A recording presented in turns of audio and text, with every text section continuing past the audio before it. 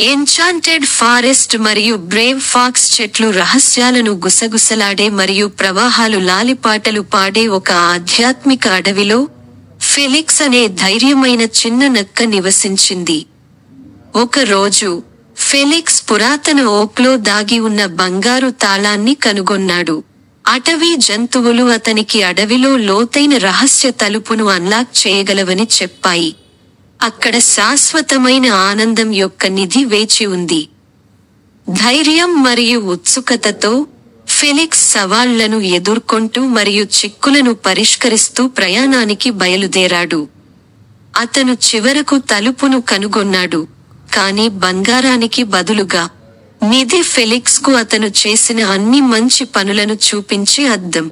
అటవీ ఆత్మలు కనిపించాయి మరియు అతని దయగల హృదయం మరియు ధైర్యమైన ఆత్మ నిజమైన నిధి అని చెప్పాయి. ఫెలిక్స్ తన సాహసం గురించి గర్విస్తూ తన హాయిగా ఉండే గుహకు తిరిగి వచ్చాడు మరియు తన తదుపరి ప్రయాణం గురించి కలలు కంటూ ప్రశాంతంగా నిద్రపోయాడు.